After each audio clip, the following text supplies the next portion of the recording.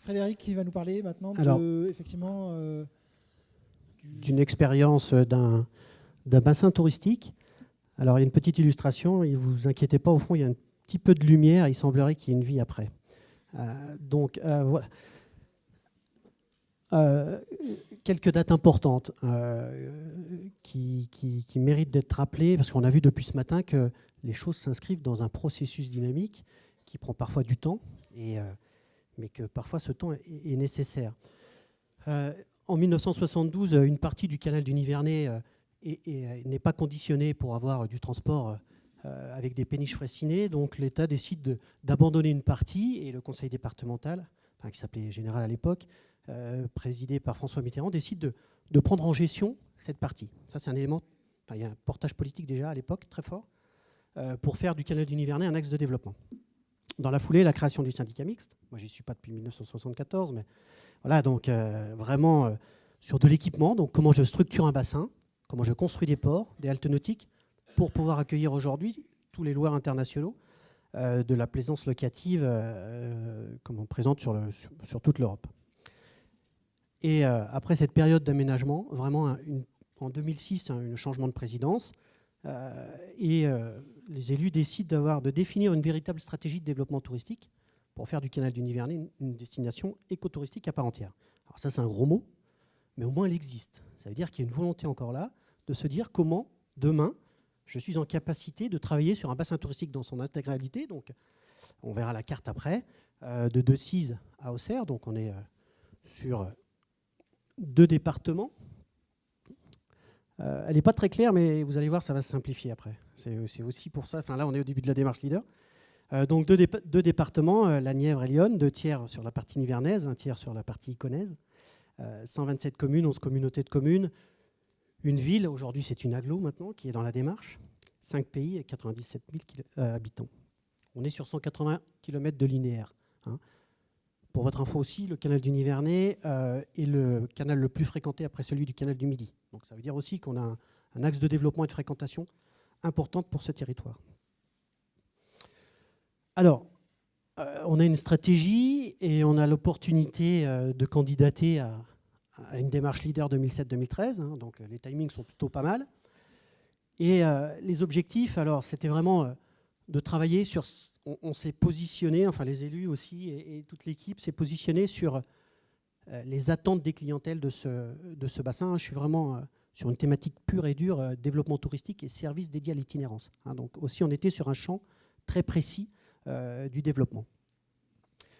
Donc il fallait initier, c'était la première fois qu'un programme leader concernait l'intégralité du linéaire. À l'époque, les précédentes générations, c'était une communauté de communes, puis la partie nivernaise sur le volet culturel, et puis la partie iconaise, plus ou moins, 2-3 communes, mais pas du tout sur la même thématique. Donc là, on est vraiment sur une volonté, un objectif d'ancrer ce travail dans une logique de bassin touristique, vraiment par rapport aux usages de cet espace touristique, que sont le bateau, vélo, aujourd'hui camping-car et d'autres demain. Et puis, il y avait un objectif, et c'est aussi l'objet de la présentation, de travailler sur encourager l'entrepreneuriat privé et les initiatives privées. Pour moi, c'est un peu différent. L'entrepreneuriat, on est vraiment sur un volet très, très entreprise, au sens économique. Et puis, les initiatives privées, je parle plus là des associations qui, on va le voir aussi, ont été capables, dans le cadre du leader, de mener des actions au service de la structuration de ce bassin. Donc, vous voyez, on avait quelques leviers opérationnels qui était inscrit dans la candidature, comment on renforce la notoriété de ce canal, comment on renseigne mieux, comment on les responsabilise dans leur visite, et après, quand ils repartent, ce sont eux, après, qui deviennent les commerciaux de notre bassin touristique. Et puis, la mise en place d'une gouvernance.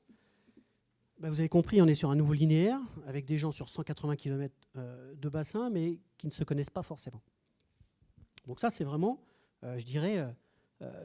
toute la plus-value pour moi après coup de cet objectif, c'est de se dire, voilà, je vais faire travailler ensemble des élus, des hébergeurs, un loueur de bateau qui était aussi dans le GAL, des habitants, on a aussi à voir des gens, et de se dire comment on prend collectivement conscience des besoins des touristes et comment on y travaille ensemble.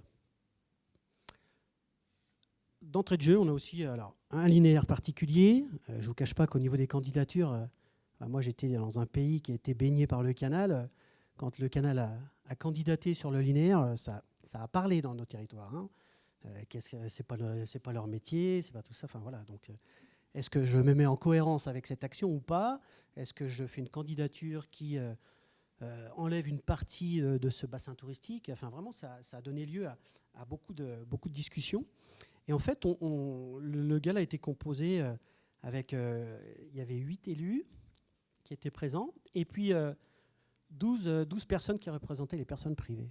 Alors, aujourd'hui, je ne sais pas les configurations des GAL, parce que moi, je ne suis plus GAL aujourd'hui. Mais moi, j'estime que ça a été quelque chose de courageux aussi. Déjà, de travailler à l'échelle du linéaire, et puis d'ouvrir vraiment la porte aux opérateurs par rapport au volet décisionnel. Alors, très rapidement, alors ça, ce sont des chiffres, mais par contre, on s'aperçoit que très rapidement, dans l'évaluation, il y a un des objectifs, surtout au niveau de l'activité privée, qui est un petit peu chahuté. Bon, voilà, ça, c'est l'enveloppe globale avec les coûts moyens j'ai beaucoup entendu parler comment on va accompagner les petits projets. Pour moi, il n'y a pas de petits projets, quoi. C'est quand j'ai une stratégie, que le projet, qu'il soit à 3 000 € ou à 200 000 €, c'est important. Alors, peut-être que des fois, il est marge au FEADER de droit commun, peut-être qu'il est... Mais pour moi, il n'y a pas de petits projets dans ça. C'est vraiment des questions de taille. Mais par contre, quand on regarde le nombre de projets qui ont été programmés sur 2007-2015 presque, sur 106 projets, il y en a 9 bon, là, sur l'animation. Et par contre, ce qui était intéressant, c'était par rapport à la nature des maîtres d'ouvrage. On est sur 16% qui sont portés par les associations et des sociétés. Et ça représente pour les sociétés privées 6% de l'enveloppe. Ça fait à peu près 100 000 € qui ont été dédiés à l'accompagnement privé. Donc on peut se dire, j'ai un objectif initial vraiment d'encourager l'entrepreneuriat. Mais quand je regarde les chiffres leaders, ça me pose question. Ça me pose question. Alors par contre, et ça on l'a déjà évoqué beaucoup ce matin, c'est pas forcément évaluable de façon... Enfin, c'est pas facile de mesurer les effets de cette opportunité d'avoir travaillé à une échelle d'un bassin. Parce qu'en fait, aujourd'hui, comment on mesure le fait que les acteurs se connaissent mieux, qu'ils travaillent sur le développement d'un bassin commun.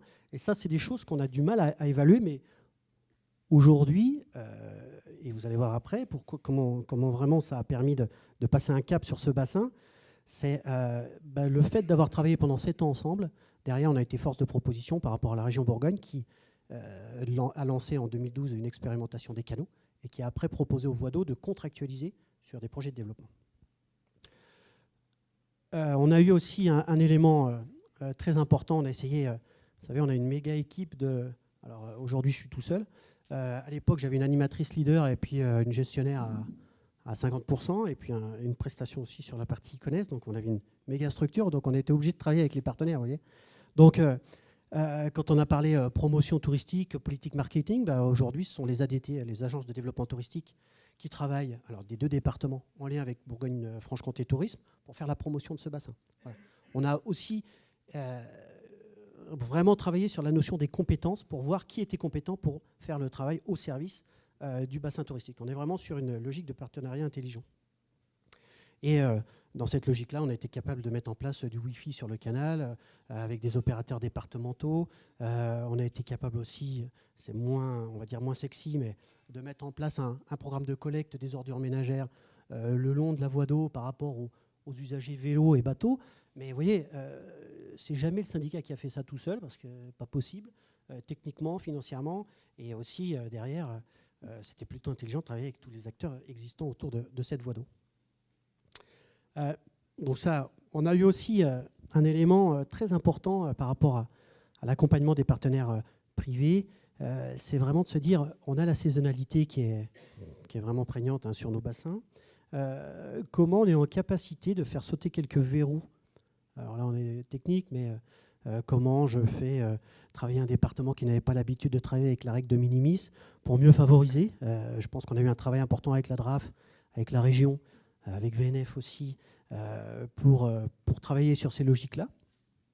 hein. Donc on a été capable de travailler sur des aides significatives à 2 projets privés. Donc ça, c'était vraiment très important.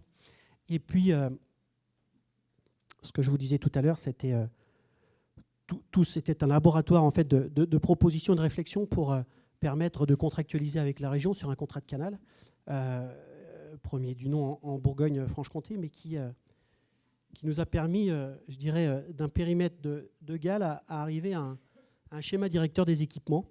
Vous voyez, donc c'est pour ça, il y en a une qui n'est pas très claire au début, et l'autre qui s'est un peu clarifiée, c'est-à-dire que demain, voilà où nous devons travailler. Alors sur des ports, sur des haltes nautiques, sur des liaisons sécurisées entre la véloroute et un bourg-centre qui est un petit peu éloigné mais qui n'est pas sécurisé. Comment aussi je capte un flux sur un endroit et je l'emmène dans le cœur de ville de Clamecy, qui est une cité médiévale intéressante à visiter. Donc d'un périmètre, on est arrivé à un schéma directeur des équipements qui nous permet de travailler, je dirais, de poursuivre la structuration de ce bassin.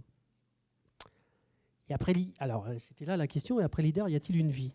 Alors j'ai certains collègues qui sont plus embêtés pour répondre aujourd'hui, mais moi je vais vous répondre que oui.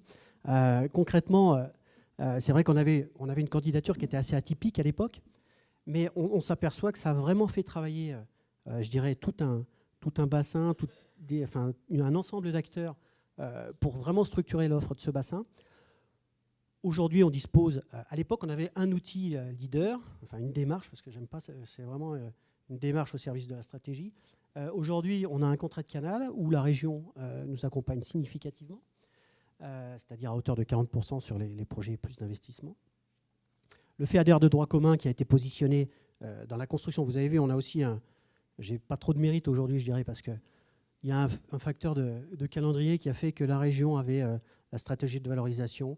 Il y avait 7 épisodes de leader. Bon, on était présents à ce moment-là, mais on a bien été capable, avec tous les partenaires, de vraiment assembler les briques pour poursuivre, je dirais, toute cette structuration. Et puis enfin, c'est vrai que c'est aujourd'hui, je dirais, que sur le volet privé, on récolte les fruits de cette animation leader 2007-2013. Aujourd'hui, on a beaucoup de porteurs de projets qui viennent nous voir, qui disent on a su que vous aviez un programme leader, on a un projet de food truck, voilà, on voudrait stationner pendant la saison le long du linéaire. Est-ce que vous pouvez nous accompagner? Alors là, c'est même pas du sonnant et trébuchant. Ils ont besoin d'avoir le contact technique pour pouvoir stationner, de l'eau et de l'électricité, mais après, ils développent tranquillement leur activité. Comment on occupe une maison éclusière? On en a pas mal encore d'abandonnés. Dernièrement, on a un collectif d'acteurs culturels qui viennent nous voir parce qu'ils ont fait une exposition au fil de l'eau culturelle sur le linéaire pendant 2 ans, et aujourd'hui ils veulent s'installer sur la maison des ingénieurs, où tout était pensé à l'époque sur le canal linéaire. Donc c'est aujourd'hui qu'on récolte, je dirais, le fruit de l'animation du leader 2007-2013, et pour moi c'était vraiment un outil au service de la stratégie de développement du canal. Voilà, donc à mon avis, pour moi, vraiment, le leader a vraiment joué pleinement son rôle par rapport à la capacité d'un bassin touristique de passer une étape aussi dans sa projection et dans sa structuration.